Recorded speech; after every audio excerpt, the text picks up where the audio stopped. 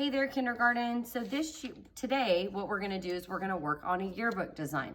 So a yearbook is a special book that we put together throughout the year, and it's kind of like a memory of our year. So every year we have a design that goes on the front of the yearbook, and then we have somebody from each grade that wins a spot on the back of the yearbook. So somebody from kindergarten always has a spot here on the back, so that could be you.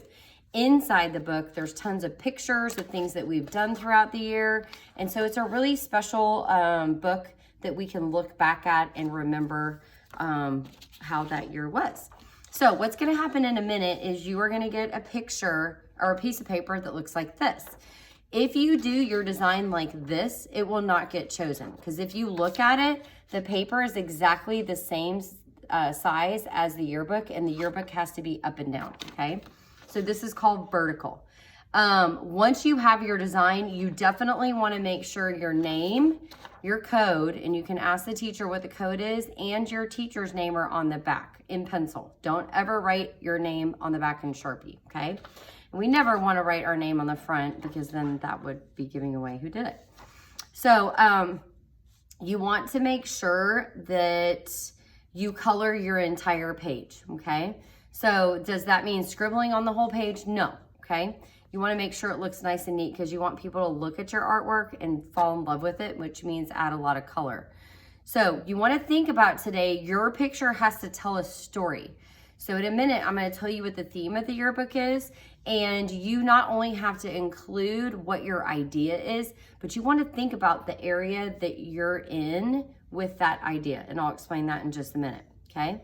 So your idea for your yearbook is, what is your favorite thing to do at school? So what you're gonna do is, in pencil, you're gonna draw a picture of that. Now, do you want it to be teeny tiny in the middle, or do you want it to fill the space?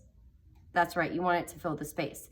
Now, once you have your idea, what is around you? Are you outside and can include things that are up in the sky or on the ground? Or are you in the school and you could include things that are maybe closer to the ceiling and the bottom of the floor, okay?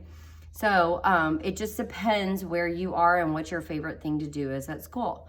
Once you've drawn it in pencil, you're gonna go over every single line in Sharpie. And just recently we started using Sharpie. If you use Sharpie really fast, you're gonna create extra lines, and you don't wanna do that. So you're literally gonna follow your pencil lines slowly with your Sharpie and make your pencil lines go away. If you can still see pencil when you're done, you want it to get an eraser on the quarantine cart, and you wanna get rid of those pencil marks. But be careful you don't rip your paper. Now, we don't ever color in Sharpie. So when you're doing Sharpie, you're not coloring things in black, you're literally just following the lines of the pencil marks that you made, okay? Now, once you get done, you're gonna color in crayon or color pencil. You can use either.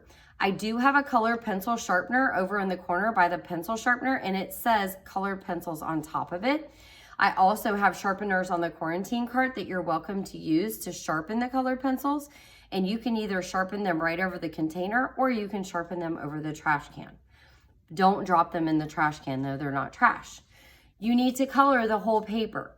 If you have a lot of space around the top and bottom once you're done, come let me know. A lot of space that's white, come let me know, because at the end, I have these really cool things called art sticks, and it's basically the inside of a colored pencil, and we can use that and do a rubbing on its side, and it kind of helps get rid of large areas.